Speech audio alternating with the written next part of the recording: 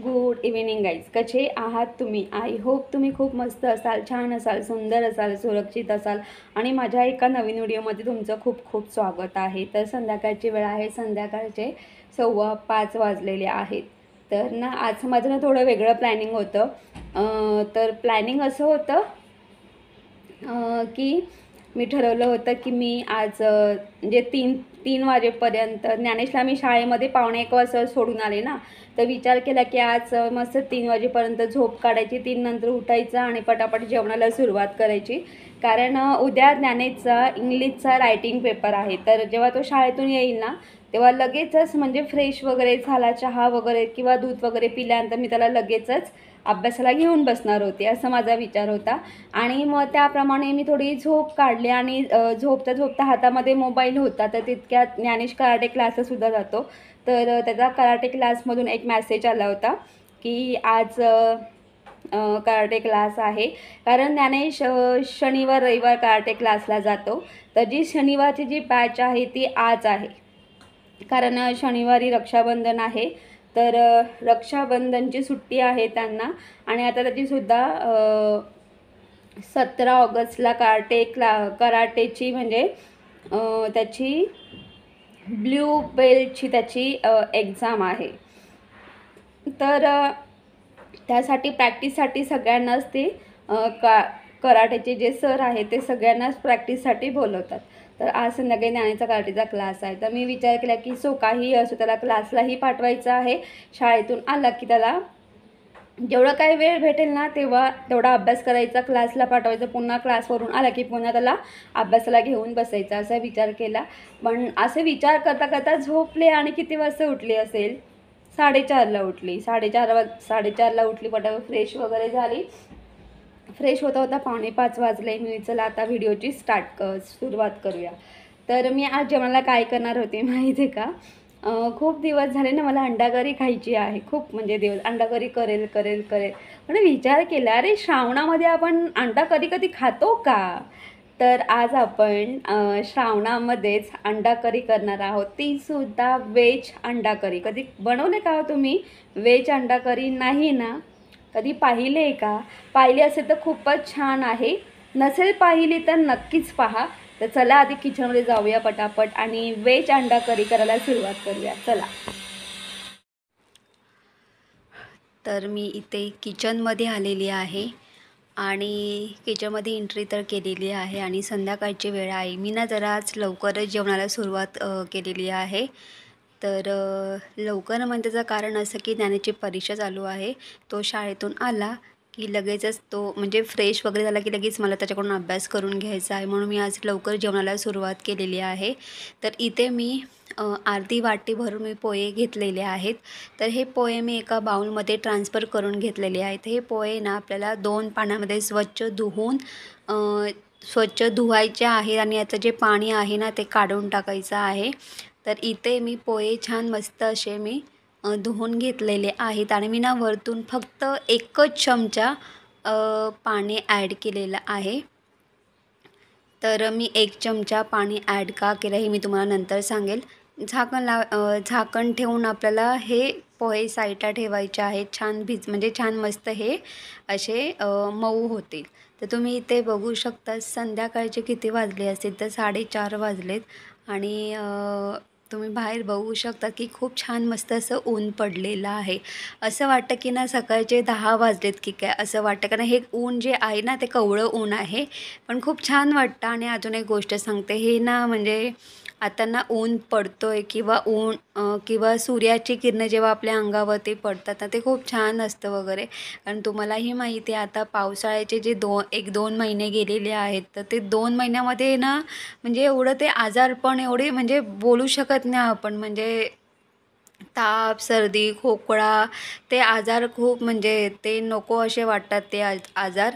तर आणि तुम्हाला माहिती आहे पावसाळ्यामध्ये ऊन तर अजिबात पडत नाही. पण माहिती आहे जेव्हा ऊन पडतं पाऊस संपल्यानंतर किंवा जून-जुलै महिना संपला की ऑगस्ट महिन्यामध्ये थोडं ऊन ना पडायला सुरुवात होते आणि जेव्हा सूर्यकिरण आपल्यावरती पडतात ना ते खूप छान वाटतं आणि आपल्याला सूर्यकिरणाची सुद्धा खूप गरज असते. सेम तसंच झाडांना इथे जी किचनच्या खिडकीमध्ये जी झाडं आहेत त्यांनासुद्धा उन्हाची खूप गरज आहे आणि जसं सूर्याची किरणं पडलेली आहेत त्यानुसार ती झाडंसुद्धा छान मस्त अशी टवटवीत झालेली आहेत. तर इथे आपल्याला इथे आपण अंडा करी करतो आहे. अंडा करी करण्यासाठी इथे आपल्याला मसाला तयार करून घ्यायचा आहे. त्यासाठी मी इथे 2 कांदे आणि 1 टोमॅटो स्क्वेअर साईजमध्ये कट करून घेतलेला आहे आणि मी इथे ना अर्धी वाटी खोबरं घेतलेलं आहे आणि त्यानंतर आलं, लसूण, मिरची आणि कढीपत्ता घेतलेला आहे. काय करायचं आहे, फ्राय पॅन घ्यायचं आहे. फ्राय पॅनमध्ये ऑइल ॲड करायचं आहे. ऑइल गरम झालं ना की त्यामध्ये जिरं राई ॲड करायचं आहे. त्यानंतर मग आपल्याला आलं, लसूण, मिरची आणि कढीपत्ता हे ॲड करायचं आहे आणि छान मस्त फ्राय करायचं आहे अगदी 1 ते 2 मिनटं. आणि त्यानंतर काय करायचं आहे, हे आलं, लसूण, मिरची आणि कढीपत्ता थोडं साईडला करून घ्यायचा आहे आणि त्याच फ्राय पॅनमध्ये आपल्याला इथे हे जे खोबरं आहे किसलेला, तर हे सुकं खोबरं आहे, हे छान मस्त असं परतळून घ्यायचं आहे आणि छान मस्त म्हणजे फ्राय करून झाल्यानंतर मग पुन्हा सगळं एकत्र एकजीव करायचं आहे. त्यानंतर इथे आपल्याला कांदा आणि टोमॅटो ॲड करायचा आहे. छान व्यवस्थित तेलामध्ये हे फ्राय करून घ्यायचं आहे. आता इथे आपण बेसिक मसाले ॲड करणार आहोत. तर इथे मी गरम आपलं हळद, त्यानंतर इथे मी कमी तिखट आगरी शाही मसाला आणि आगरी काश्मीरी मिरची पावडर ॲड केलेली आहे. छान मस्त व्यवस्थित फ्राय करून घ्यायचं आहे. तर व्यवस्थित फ्राय करून घेतलेलं आहे. तर इथे मी 1 वाटी भरून पाणी ॲड केलेलं आहे. छान व्यवस्थित फ्राय करून घ्यायचं आहे आणि त्यानंतर झाकण ठेवून आपल्याला 5 मिनटं वाफ काढून घ्यायची आहे. आणि अजून एक गोष्ट सांगते, ही जी व्हेज अंडा कढी आहे ना, तुम्ही खूप छान आणि खूप टेस्टी लागते आणि तुम्ही ही म्हणजे कुठल्याही ग्रेव्हीमध्ये करा. कोण कोण नुसतं म्हणजे कांदा आणि खोबरा भाजून घेतं आणि त्या ग्रेव्हीमध्ये अंडा करी करतात. कोण कोण पूर्ण प्रॉपर खोबरा, त्यानंतर म्हणजे खोबरा, कांदा भाजून घेतात, पूर्ण खडा मसाला, हे सगळं हे सगळे मसाले वापरून छान मस्त वाटण करून घेतात आणि त्या वाटणामध्ये सुद्धा ही व्हेज अंडा करी करतात. तर मी थोड्या वेगळ्या पद्धतीने अंडा करी करणार आहे, पण आपण ज्या वाटणामध्ये अंडा करी करणार आहोत तर त्यामुळे ना ही अंडा करी खूपच छान आणि खूप टेस्टी लागते. तर तुम्ही इथे बघू शकता 5 मिनटं झालेली आहे. यातलं पाणी सगळं ऑब्झर्व झालेलं आहे. त्यानंतर मी गॅस बंद केलेला आहे आणि हा जो मसाला आहे ना, हा आपल्याला पूर्णपणे थंड करून घ्यायचा आहे आणि हा मसाला पूर्णपणे थंड करून झाला की आपल्याला ग्राइंडरमध्ये ग्राइंड करून घ्यायचा आहे. तर तुम्ही इथे बघू शकता, इथे आपला हा जो मसाला आहे तो इथे आपण छान मस्त अशा पद्धतीने ग्राइंड करून घेतलेला आहे. तर चला आता पटापट आपण ग्रेव्ही तयार करून घेऊया. तर व्हेज अंडा करीसाठी ना आधी ग्रेव्ही तयार करून घेतात. तर आपण ग्रेव्ही तयार करून घेऊया. आपला वाटण तर तयारच आहे. तर आपल्याला काय करायचं आहे, आता त्याच फ्राय पॅनमध्ये मी ना ऑइल ॲड केलेलं आहे.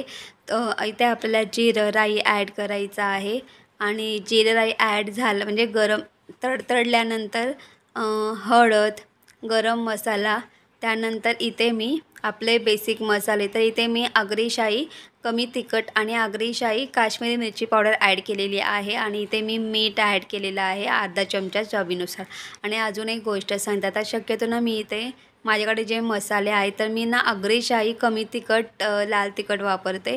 तुमच्याकडे जीही लाल तिखट असेल तर ती तुम्ही वापरू शकतात. तर छान व्यवस्थित हे मसाले फ्राय करून घ्यायचे आहेत. त्यानंतर लगेचच आपल्याला हे जे वाटण आहे हे वाटण ॲड करायचं आहे आणि हे लक्षात ठेवा, मी तेलामध्ये डायरेक्ट मसाले ॲड केलेले आहेत. तर आपल्याला गॅस बारीक करायचा आहे. तेल जास्त गरम करून घ्यायचं नाही. नाही तर काय होतं माहिती आहे का, आपण जर तेलामध्ये जर डायरेक्ट मसाले टाकले ना तर ते मसाले ॲक्च्युली जळू शकतात. म्हणजे थोडे करपू शकतात. तर इथे मी म्हणजे असं तेल गरम केलं होतं, ते जास्त गरमही नाही आणि जास्त थंडही नाही असं गरम केलं होतं आणि मंद गॅसवरती हा मसाला छान मस्त होऊन द्यायचा आहे. तर इथे वाटण ॲड करून छान व्यवस्थित मिक्स करून घ्यायचं आहे आणि मी यामध्ये थोडं वाटणाचंसुद्धा पाणी ॲड केलेलं आहे. तर इथे आपली ही ग्रेव्ही छान मस्त आपण तयार करून घेतलेली आहे. झाकण ठेवायचं आहे मंद गॅसवरती. छान मस्त आपल्याला 10 मिनटं तेल सुटेपर्यंत छान मस्त ही ग्रेव्ही छान मस्त शिजून घ्यायची आहे. तर तुम्ही इथे बघू शकता 10 मिनटं झालेले आहेत आणि छान बऱ्यापैकी इथे या ग्रेव्हीला छान मस्त हे असं ऑइल सुटलेलं आहे. आणि तुम्हाला मी अजून एक गोष्ट सांगेल की वाटण करताना ना मी जे आपण फ्राय पॅनमध्ये जो मसाला तयार करून घेत होतो तेव्हा मी त्यामध्ये मी ना काजू ॲड नाही केले, कारण माझ्याकडे काजू संपले होते. यामध्ये काजूसुद्धा ॲड करतात आणि काजूमुळे खूपच छान मस्त असा फ्लेवर येतो. माझ्याकडे आता काजू नव्हते ना म्हणून मी नाही टाकले. तर तुमच्याकडे काजू जर असतील तुम्ही वाटणामध्ये किंवा वाटण ग्रँड करताना तुम्ही काजू म्हणजे 5-6 काजू नक्कीच ॲड करा, त्याच्यामुळे खूप छान मस्त असं टेस्ट येऊन जाते. आता इथे आपली ग्रेव्ही तयार झालेली आहे. तर इथे मी गॅस बंद केलेला आहे. तर आता आपण व्हेज अंडा तयार करून घेणार आहोत. आता व्हेज अंडा तयार करण्यासाठी तुम्हाला माहिती आहे आपला जो अंडा असतो, अंड्यामध्ये जो आतला जो पिवळा भाग असतो, तर आपण तो पिवळा भाग आहे तो तयार करून घेऊया. तर इथे मी चणे घेतलेले आहेत आणि इथे मी पनीर घेतलेलं आहे. पनीरचे असे छोटे छोटे तुकडे करून घेतलेले आहेत आणि ते आपल्या ग्राइंडरमध्ये ॲड करायचे आहेत. आपले जे खायचे चणे असतात ना ते ॲड करायचे आहेत. इथे मी अगदी अर्धा चमचा मीठ आणि अर्धा चमचा हळद ॲड केलेली आहे. छान मस्त ग्राइंडरमध्ये छान मस्त हे ग्राइंड करून घ्यायचं आहे. तर तुम्ही इथे बघू शकता खूप छान मस्त असा ह्याचा गोळासुद्धा तयार होतो. तर हे जे स्टफिंग आहे एका प्लेटमध्ये ॲड केलेलं आहे. इथे आपल्याला 2 ते 3 चमचे छान मस्त ऑइल ॲड करायचं आहे आणि छान व्यवस्थित मिक्स करून घ्यायचं आहे. आणि व्यवस्थित मिक्स करून झालं की छान मस्त हातावरती ना हे थोडं स्टफिंग घ्यायचं आहे आणि या स्टफिंगपासून छान मस्त असा एक गुलाबजाम एवढा छान मस्त आपल्याला असा गोळा तयार करून घ्यायचा आहे. तर तुम्ही इथे बघू शकता आपला जो अंडा असतो, अंड्यामध्ये जो पिवळा भाग असतो तो इथे आपला हा तयार झालेला आहे. आणि हे जे स्टफिंग आहे ना हे म्हणजे चवीला तर एकच नंबर, खूप छान लागतं. आणि मी सुद्धा ना हे असे गोळे वळवता 1-2 गोळे मी असेच खाऊन टाकले हो, पण खरंच सांगते खूप छान लागतं.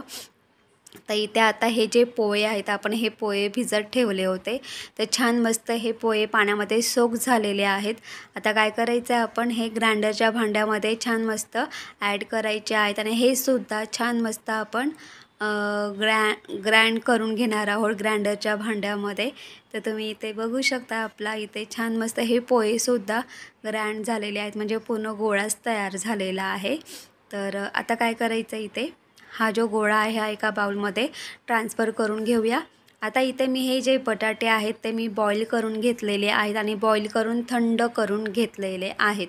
आता हे जे बटाटे आहेत तर मी सालं काढून घेतलेली आहेत. आता आपल्याला हे जे बटाटे आहेत तर हे बटाटे आपल्याला किसून घ्यायचे आहेत.